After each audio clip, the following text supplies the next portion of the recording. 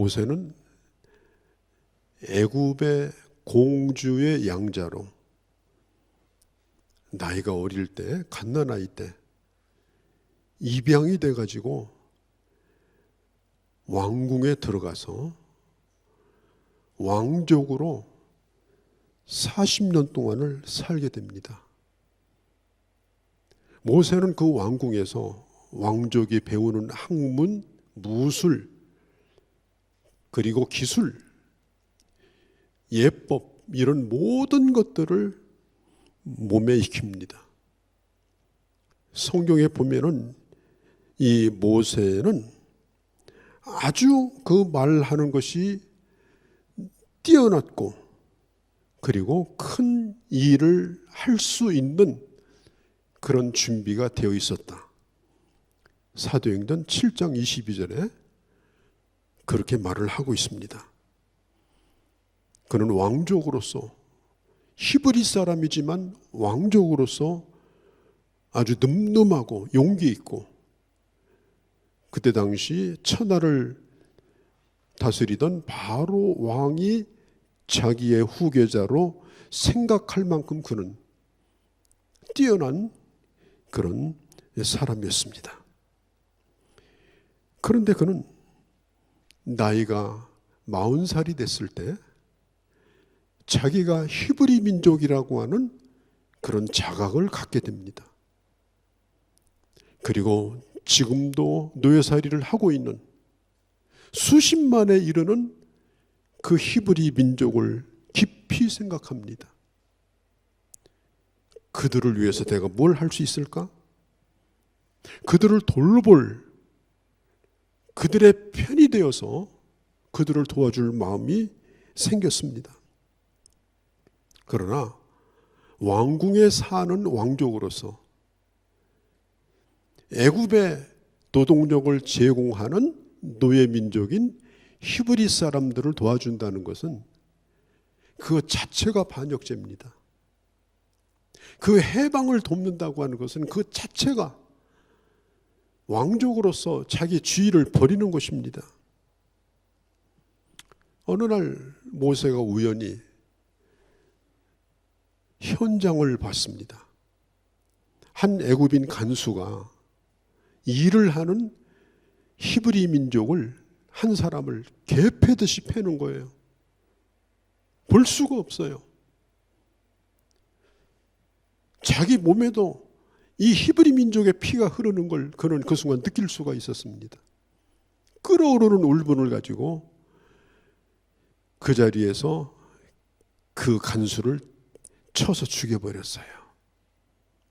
좌우를 둘러보니까 아무도 없어요. 그 자리에다 묻어버렸어요.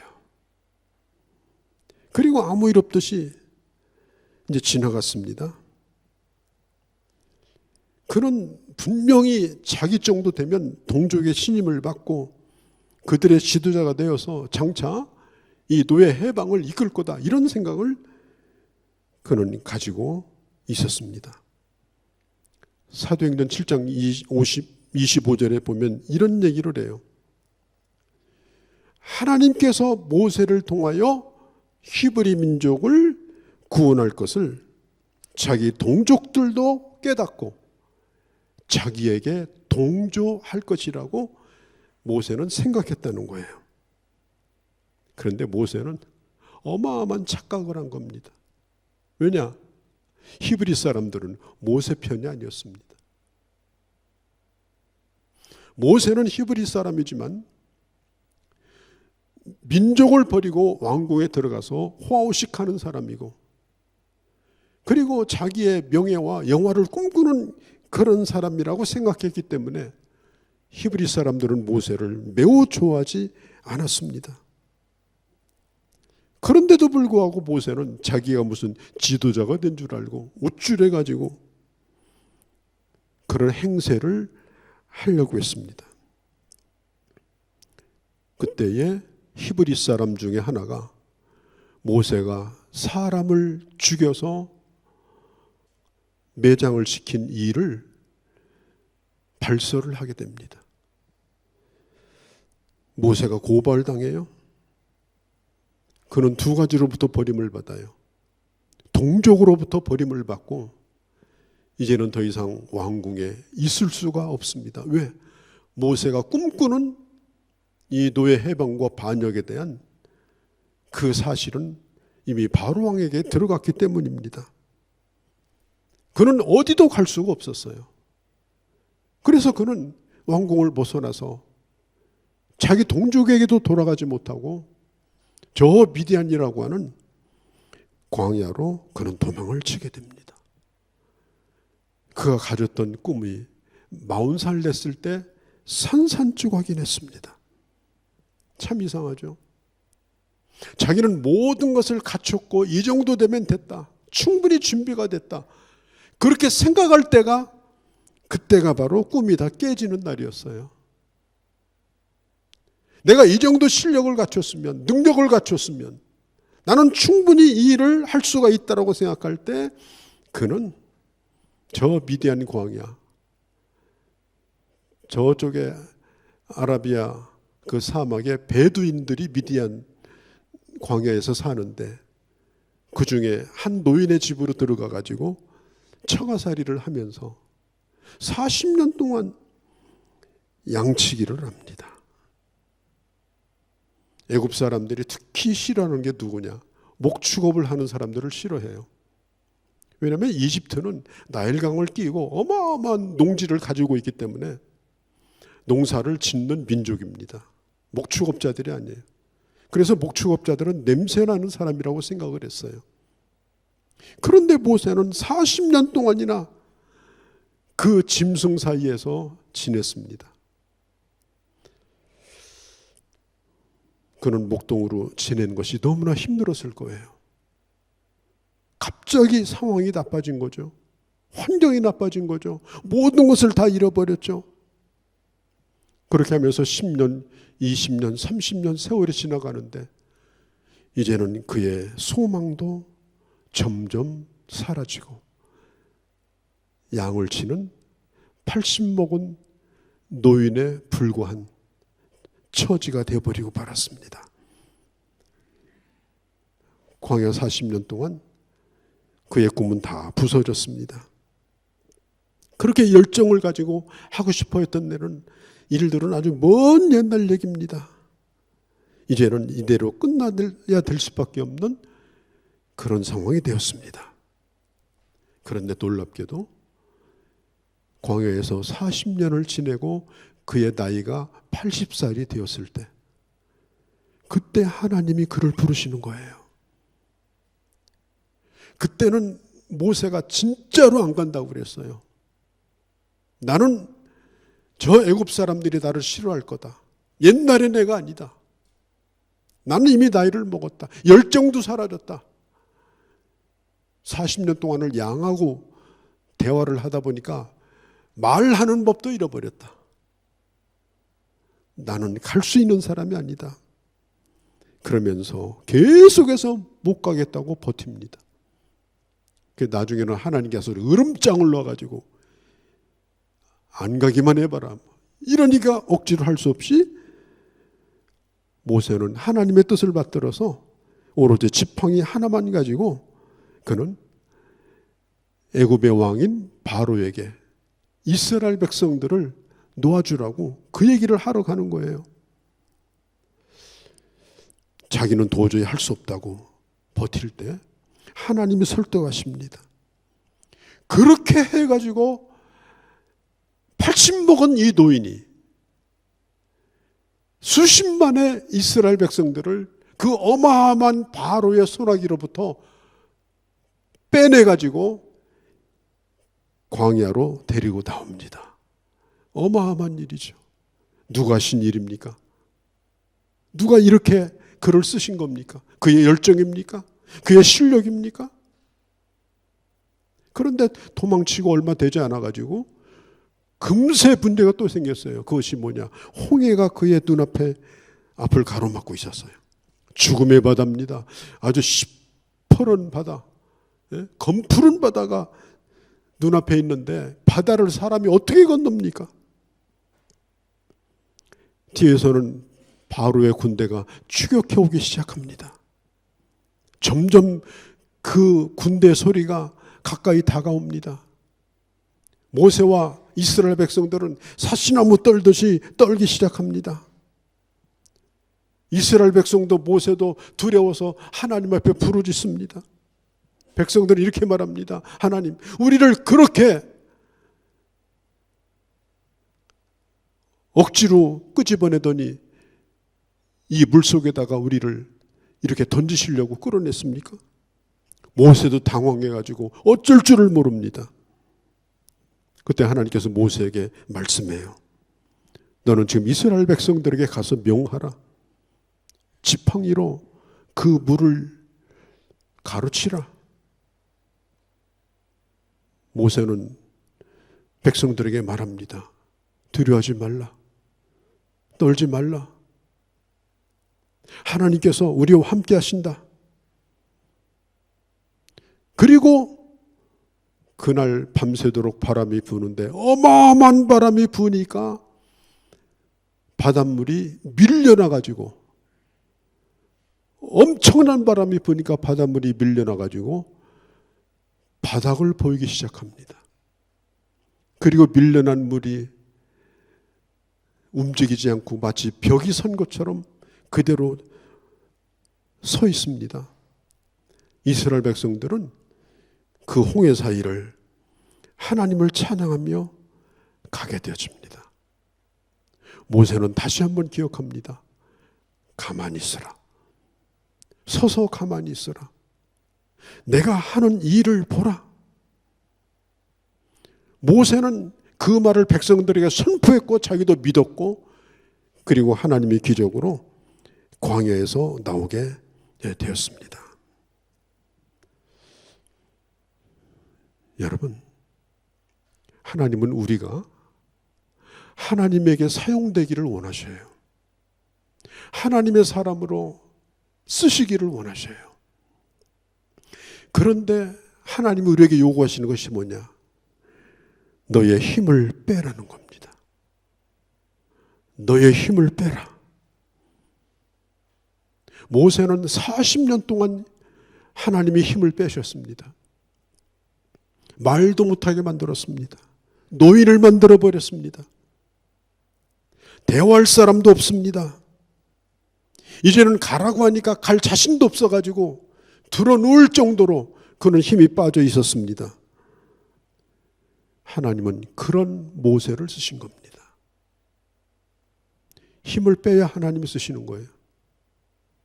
악기를 가르치는 선생들이요, 가장 가르치기 어려운 학생이 누군가 하면 초보자가 아니에요. 잘못 배운 사람이에요. 그리고 워낙 오랫동안 그게 습관에 젖어가지고 몸에 밴 학생이에요. 이걸 버리지 않는 한에는 그 가르치는 선생은 자기가 원하는 소리를 그 학생에게 얻어낼 수가 없습니다. 악기만 다루는 거 아닙니다. 모든 게 다 그렇습니다. 우리가 수영을 할 때 생존 수영법이라는 게 있어요. 생존 수영법.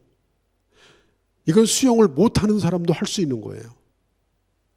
여러분도 나중에 물에 빠지거들랑 꼭 이렇게 하세요. 수영 못해도 괜찮아요. 물에 빠지면 당황하지 말고 힘을 빼고 편안하게 물 위에 누우라고 합니다. 억지로 움직이게 하지 말고 몸에 힘을 다 빼버리고 누우면 이게 점점점 그 몸이 물 위로 뜨기 시작합니다. 그러면 그대로 숨을 크게 들었으면 떠요. 그런데 내쉬어도 또 떠요. 그리고 하늘을 바라보면서 손을 살살 움직이면 초보자도 이동을 할 수 있게 됩니다. 수영을 하는 사람뿐 아니에요. 모든 운동이 다 똑같습니다. 물에 집어넣으면 처음에는 빠질 것 같아서 허둥대요. 허둥대다가 빠져 죽는 거예요. 일단 뜨는 훈련을 해야 되는데 가만히 있어야 뜨는 거예요. 스포츠도 마찬가지입니다. 어깨에 힘이 들어가면요, 흔히 말하는 임팩트가 안 생겨요. 힘을 다 빼버려요. 막상 공을 칠 때는 아주 파워 있게 임팩트를 해야 되는데 그때는 퍽 소리가 나는 거예요. 불발이에요. 힘을 빼고 있다가 힘을 줄 때 그때 힘을 주어야 골프도 공이 제대로 날아가고 축구도 마찬가지입니다. 애플의 창업자인 스티브 잡스가 어떤 일을 할 때 가장 완벽한 상태가 뭐냐? 더 이상 채울 수 없을 때까지 채우는 것이 아니라 더 이상 뺄 수 없을 때까지 빼는 거다. 저는 이 말이 일리가 있는 얘기라고 생각합니다. 나는 뭘로 채우려고 해요? 뭔가를 채우려고 해요. 하나님 내게 능력 주소서, 성령 주소서. 하나님이 능력이 없어서 여러분 못 쓰십니까? 여러분들이 너무 세서 못 쓰시는 거예요. 여러분들이 가지고 있는 생각이 너무 강해서 못 쓰시는 거예요. 여러분들이 하나님을 조종하려고 하니까 하나님이 안 쓰시는 거예요. 완전히 모든 힘을 다 빼버리고 그러면 명품이 나온다. 그게 스티브 잡스가 한 얘기예요. 그래서 그들이 만든 핸드폰은요, 복잡한 게 없어요. 단순합니다. 우리의 삶도 마찬가지입니다. 믿음이란 뭡니까? 믿음은 하나님 앞에 맡기는 겁니다. 그런데 이게 어려운 거예요, 맡기는 게. 내가 뭘 하는 건 쉬워요. 으쌰. 막 구호 외치고, 이거 쉬워요. 그건 남 따라 하면 돼요. 그런데 포가 막 쏟아지고, 불꽃이 막 튀기는데, 맡기는 건 진짜 힘들어요. 이게 어려운 거예요. 그런데 그 순간 점점점 허우적대면서 깊은 수렁에 빠지는 우리 자신을 발견하게 됩니다. 우리가 어떤 문제를 부딪혔을 때에 내 힘을 다 빼버리고 인생의 해답은 사람에게 있지 아니하다. 하나님에게 있다. 하나님 나를 반드시 선한 길로 인도하신다. 이 모든 일도 그 선한 길로 가는 과정이다. 발버둥 치고 내가 있는 힘을 총동원하고 아닙니다. 제가 골프를 좀 배웠었는데요. 필드도 몇 번 나갔어요. 이 골프 가르치는 선생이 계속해서 뒤에서 하는 얘기가 뭐냐? 힘 빼세요. 어깨에 힘 들어갔어요. 힘 들어가서 치면 퍽. 힘 빼고 치면 딱. 그게 정답이에요. 운동만 그런 게 아닙니다. 정말 하나님 앞에 내가 죽어지고요. 지금 당장이라도 내 자신이 죽어지고 온전히 하나님 앞에 포기된 상태에서 내가 주님을 의지하고 그렇게 성경을 보기 시작하고 그렇게 기도하기 시작하면요. 하나님 여러분을 쓰십니다. 쓰시되 어떻게 쓰시느냐? 하나님의 능력대로 쓰십니다. 광야 훈련이라고 하는 것은 나를 강하게 하는 훈련이 아니에요. 잔뜩 들어가 있는 힘을 빼는 훈련입니다. 그렇게 발버둥 치던 내가 이제는 고요하여 어느 순간 말도 없어지고 하나님 앞에 엎드려 있는 그 순간에 그때 하나님은 그를 바라보시는 거예요. 그때부터 하나님은 그에게 능력을 베풀어 주시는 겁니다. 모세가 40년 동안 광야에서 훈련을 받고 부름을 받았는데 모세가 또 40년 동안 이스라엘 백성들을 이끌고 광야 생활을 하면서도 그가 120살이 될 때까지 계속해서 하는 일이 뭐냐? 나는 점점 힘이 빠져나가고 하나님이 나를 붙드는 훈련을 모세는 하게 된 것입니다. 그래서 하나님은 모세를 위대하게 쓰신 거예요. 오늘 이 성경 본문에 보면은 아말렉과 전쟁을 이제 하게 되는데, 이 전쟁은 우리가 원해서 하는 게 아닙니다. 전쟁 원하는 사람이 어디 있어요? 전쟁을 걸어오는 거예요. 할 수밖에 없는 전쟁이에요. 이게 우리 현실이기도 하고 우리 인생이기도 합니다. 그런데 돌파해야 됩니다. 전쟁을 걸면 이겨야지. 지면은 죽든지 포로됩니다. 이스라엘 백성들이 가나안 땅에 가는 그 길에 지금 첫 번째 이 전쟁이 오늘 이 전쟁이에요. 이 전쟁을 어떻게 치르느냐에 따라서 앞으로 판도가 달라져요. 그래서 이게 중요합니다. 오늘 성경에 보면은 두 사람이 등장해요. 한 사람은 지금 산 아래에서 칼을 들고 아말렉과 싸우고 있는 지휘관인 여호수아가 등장합니다. 또 한 사람은 저 산 위에서 여호수아가 쳐다봐도 안 보여요. 모세가 어디 있는지. 근데 산 위 어디에서 지금 하늘을 향하여 팔을 들고 하나님 앞에 기도하는 모세가 있습니다. 산 아래에서 여호수아는 죽을 힘을 다하여 싸웁니다. 전세도 몰라요. 지금 자기가 이기고 있는 건지 지는 건지. 이게 전쟁을 해봤어야 알지. 몰라요. 전략도 없어요. 이기는 건지도 몰라요. 그냥 싸우고 있어요. 그런데 산 위에서 모세가 이렇게 내려다봅니다. 높은 곳에 있어야 내려다보여요. 그리고 여호수아가 밀리면 손을 번쩍 들고 기도합니다. 그러면 여호수아가 또 막 치고 나가요. 힘들어가지고 손을 내리면 갑자기 여호수아가 또 뒤로 밀려나요. 그 손이 하늘을 향했느냐 아니면 손을 내리고 있느냐, 거기에 따라서 아주 자동적으로 여호수아가 전쟁에 이기고 밀리는 일을 반복하고 있는 거예요. 그걸 보면서 모세는 손을 내릴 수가 없었어요. 아무리 힘들고 어려워도 하나님을 향하여 그 전쟁을 위해서 기도하는 그 손을 내릴 수가 없었습니다. 그런데 어떻게 해요? 점점점 또 내려와요. 왜? 사람이니까. 어떻게 합니까? 시간이 지나자 더 이상 팔을 들 수가 없어요. 그때 모세가 그렇게 하자 그냥 여지없이 여호수아가 또 밀리기 시작합니다. 큰일 났습니다. 그때에 모세와 함께 산에 올라갔던 모세를 돕던 아론과 홀이 모세를 자리에 앉히더니 양손을 번쩍 들어가지고 한 팔씩 책임지고 듭니다. 아예 안 내려오게 만듭니다.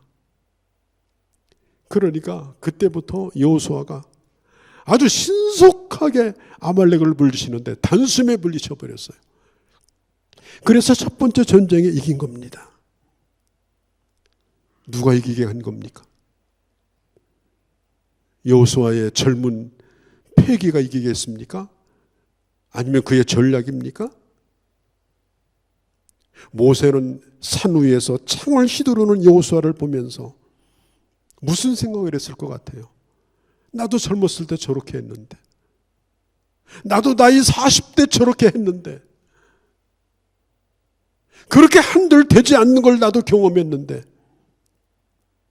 여호수아는 아직 너무나 젊기 때문에 그걸 배우지를 못한 사람입니다. 그런 경험도 없습니다.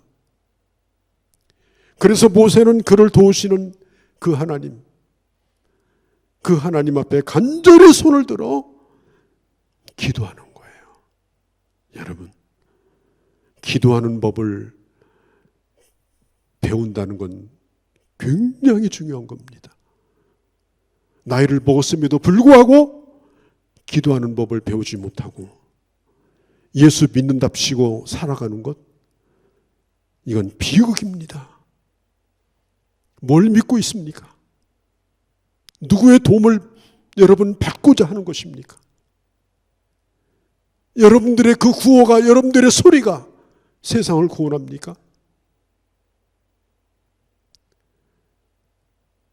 하나님을 의지하는 사람이 기도하는 법을 배우지 못하면 그건 절망입니다. 백전백패입니다. 모세는 80살이 돼서 그걸 깨달았고 40년을 그렇게 살았는데, 난 여러분들이 이것을 미리 깨닫고 이것을 여러분들의 몸에 익히고 승리를 향하여 나아갈 수 있기를 바랍니다. 이건 매우 중요한 것입니다. 하나님은 모세의 열심을 쓰지 않았습니다. 모세의 전략과 프로그램을 쓰지 않았습니다.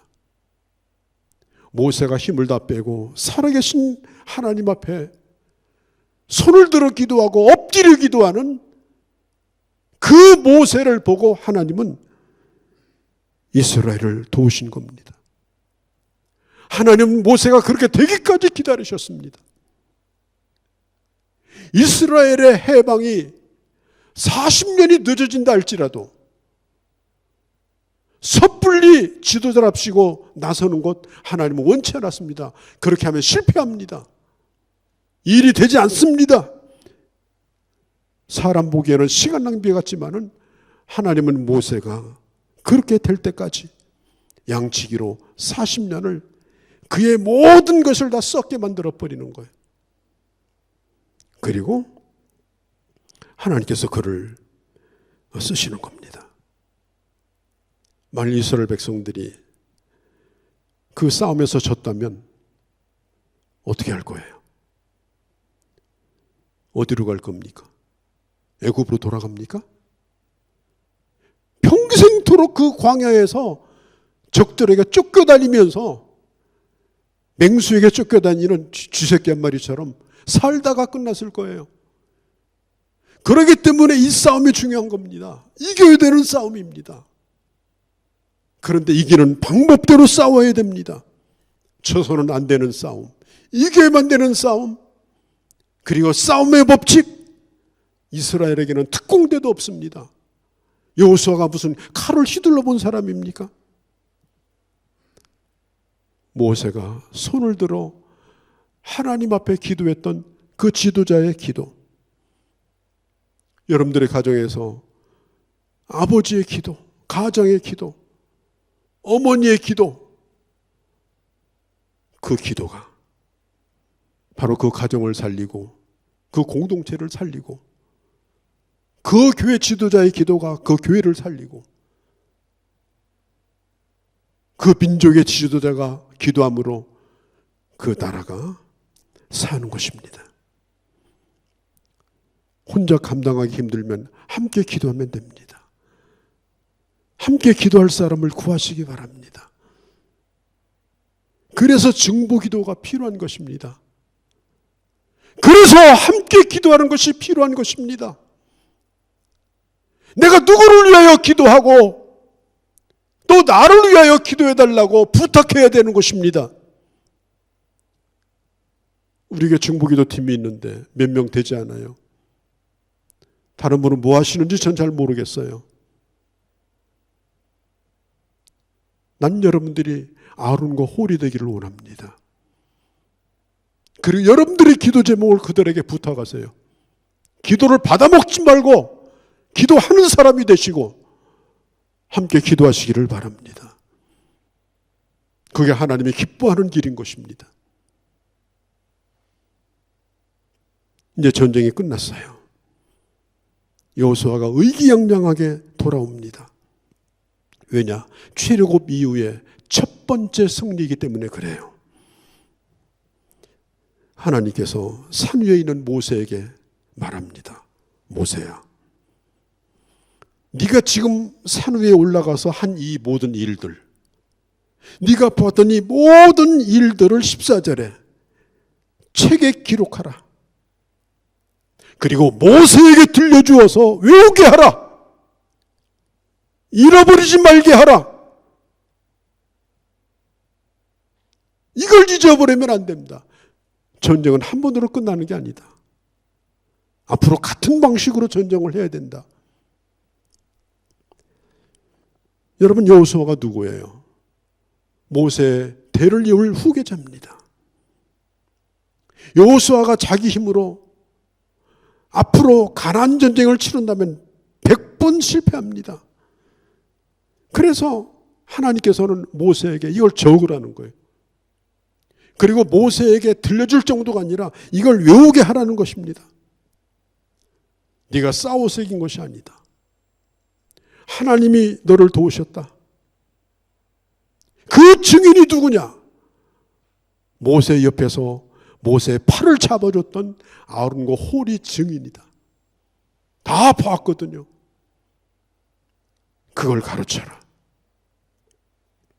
마음을 낮추고 승리에 도취되지 말고 힘을 빼고 하나님 앞에 맡기라. 그래야 네가 앞으로 승리하게 될 것이다. 어느 정도냐? 외우게 해라. 이건 그냥 이해하는 것이 아니고요.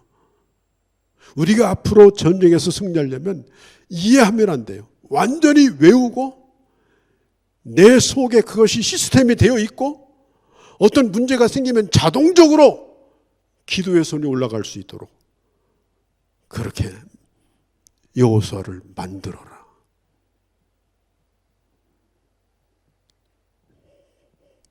저는 군대 생활을 할 때 군대 입대하면 군인 수첩을 한 권 주어요. 요만한 수첩입니다. 군인 수첩. 군인 수첩 딱 첫 장을 내면 뭐가 나오는지 아세요? 군인의 길이라는 게 나와요. 그래서 이제 그 전문이 시작됩니다. 나는 영광스러운 대한민국 군인이다. 하나, 나에게는 충성에 있다.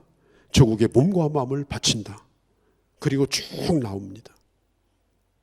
그것을 3년 내내 점호할 때마다 그것을 복창을 합니다.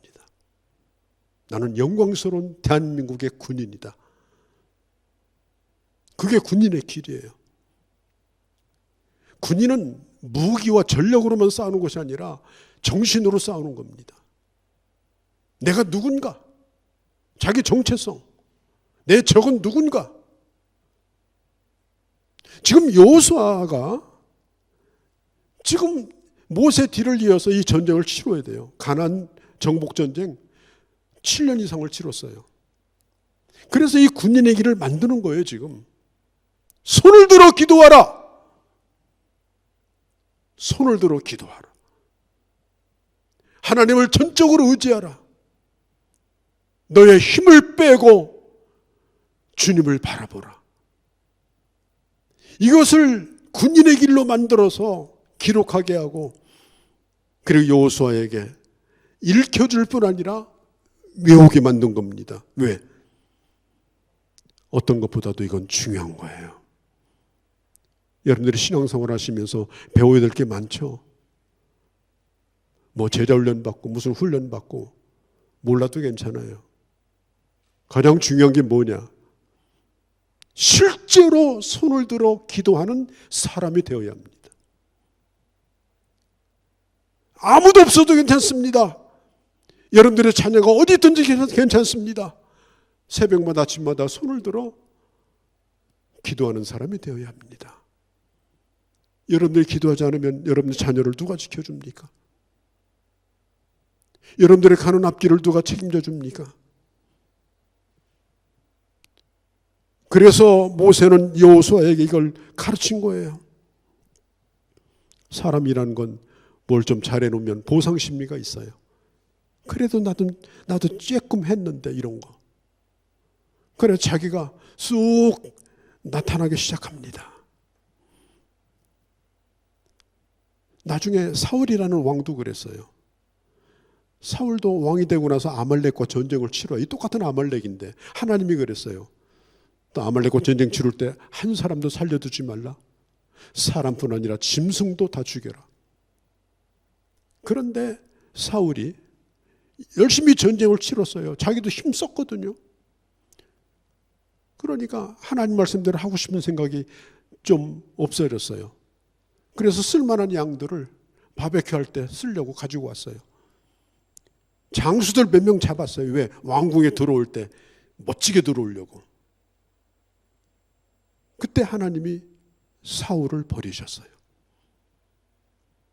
하나님의 방법대로 싸우지 않는 사람,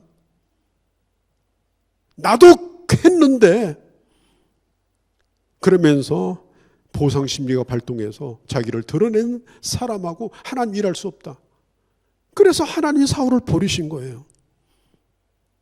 단순히 내가 하나님의 방법대로 살아가는 것, 하나님의 방법대로 기도하는 것은 이건 어떤 내 신앙생활에 중요하다, 그것이 아니라 내가 살고 죽는 것과 연관이 되는 거예요. 그렇게 하셔야만 되는 거예요. 우리가 기억하고 또 기억해야 될 겁니다. 우리는 치열한 전쟁 속에서 삽니다. 우리는 지난주에도 울릉도에 실제로 공습경보가 울렸습니다. 그 미사일이 울릉도 방향을 향해서 날아왔습니다. 어떻게 된 건지 울릉도 가까이 오다가 떨어졌어요. 불발탄인지 떨어지게 한 건지는 몰라도 천에나 만에나 그게 울릉도 그 섬에 떨어졌다고 생각해 보세요. 지난 한 주간 동안 수백 발을 쐈어요. 포도 쏘고 미사일도 쏘고. 지금 우리나라의 안보 문제는 내 운명이 달려있는 문제다. 이걸 지금 느끼지 않는 사람은 없습니다. 북한에서 쏘면 서울 날라오는데 5분이 안 걸립니다. 뭐 도망치고 없습니다. 대전도 서울과 똑같습니다. 그런데도 새벽에 안 나와요. 포는 쏟아져라. 미국이 지켜주겠지. 아무도 기도하지 않아요. 도대체 뭘 믿고 사십니까? 우크라이나 안 보셨어요? 전쟁 나면 어디로 피난 갑니까? 그쪽은 폴란드도 있죠. 우린 도망갈 데가 없어요. 그런데도 기도하지 않아요. 이 기도의 무감각, 이 기도를 배우지 아니한 이 교회와 이 지도자들, 이건 대단히 심각한 겁니다.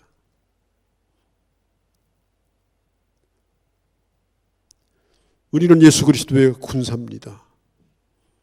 군인들이 군인의 길을 외우듯이 손을 들어 기도하지 않으면 어떤 승리도 줄 수 없다고 하는 이 지침을 여호수아가 배우고 외운 것처럼 우리는 시간이 지나가면서 다른 거 몰라도 괜찮아요.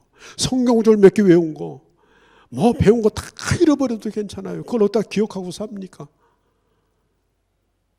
단 한 가지예요. 하나님 앞에 손을 들어 기도하는 것을 잃어버리면 그때는 우리는 무방비 상태입니다. 아마 여러분 한 주간 동안도 힘 많이 쓰시고 사셨죠? 뭐 때문에 힘 썼어요? 이제 더욱더 힘을 내서 모세가 자기 후대인 여호수아, 자기 후계자이면서도 자기 후대 여호수아에게 가르쳐주고 세상을 떠나는 거예요. 뭘? 기도를 가르쳐주는 거예요. 내가 기도하고 그래 너도 기도하라. 힘이 부족하면 꼭 하나님 앞에 엎드려라. 또 한 가지는 같이 기도할 사람을 여러분 만드시기를 바랍니다. 독불장군이 없습니다. 꼭 같이 기도할 사람을 만드세요. 제일 좋은 것은 기도하는 곳에 오시면 됩니다. 기도하는 곳에 오시면 되는 거예요. 기도하는 예배에 오시면 돼요. 그래서 함께 기도하고 함께 기도를 나누고 그리고 함께 신뢰하며 하늘을 향하여 손을 들 때에 어떤 문제라도 하나님은 그 문제를 풀어 주시는 것입니다. 우리 모두 함께 깨어서 이 길로 나가는 그런 한 주간이 되시고 뿐만 아니라 여러분들의 후대와 자녀들에게 이것을 꼭 가르쳐 주시고 믿음의 길이 뭔지 승리의 길이 뭔지 앞장서서 그 길을 가시고 그리고 함께 나아가는 귀한 주님의 자녀들이 되어주시기를 바랍니다. 거룩하신 우리 아버지, 이스라엘 백성들이 만일 그날 아말렉에게 졌다면 그들은 평생토록 광야에서 쫓겨다니면서 가나안 땅을 꿈꾸지도 못하고 결국 세상을 떠났을 것입니다. 아버지, 저희들에게 힘을 빼는 것부터 시작하여 이제는 온전히 주님만을 바라보며 나도 기도하고 함께 기도하며 살아계신 하나님을 감동시키는 그 길로 나가는 저희가 되게 하여 주시옵소서. 우리 주 예수님의 이름으로 기도하옵나이다. 아멘. 예수 그리스도의 은혜와 아버지 하나님의 크신 사랑하심과 성령의 교통하심이 오늘 함께한 모든 주의 자녀들, 형제자매들 머리 위에 우리 교회와 이 땅에 있는 교회들과 사랑하는 우리 조국 대한민국과 모든 열방과 민족 가운데 이제로 영원히 함께 계실지어다. 아멘.